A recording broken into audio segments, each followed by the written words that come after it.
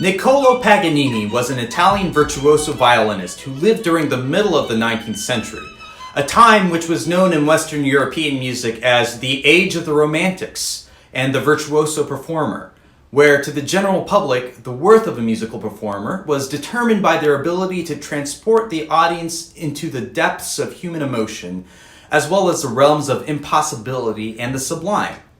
Certainly, Paganini was born into the right era, as his groundbreaking technical mastery of the violin was so far beyond his contemporaries that rumors spread amongst audiences that he in fact made a deal with the devil to acquire such supernatural abilities on the violin. It was a rumor that he had no problem playing into, as he maintained a gaunt appearance with long, greasy hair and bended and grimaced on stage as he performed like a true showman. A lot of what he did on stage was akin to what a rock star of the modern day would do. He'd cause audiences to swoon and inspired jealousy and wonder in many of his contemporaries. And to learn and perform his works can be a downright merciless experience for many aspiring violinists. No composer until Paganini required the violinist to fly around the fingerboard with such dexterity and agility.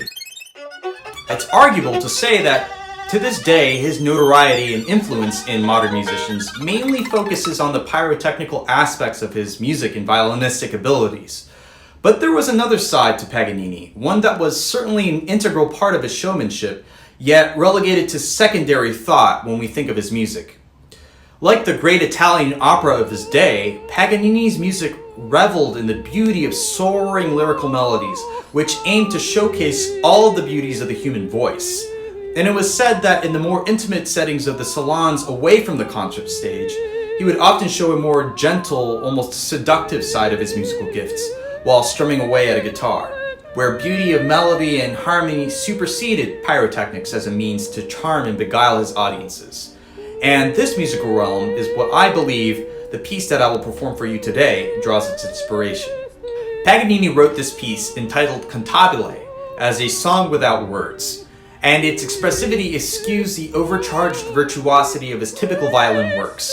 It is a beautiful soaring melody accompanied by pulsating chords that evoke something of an aria from an opera, and is perhaps a window into better understanding the overwhelming wonder which Paganini would bring upon his audiences.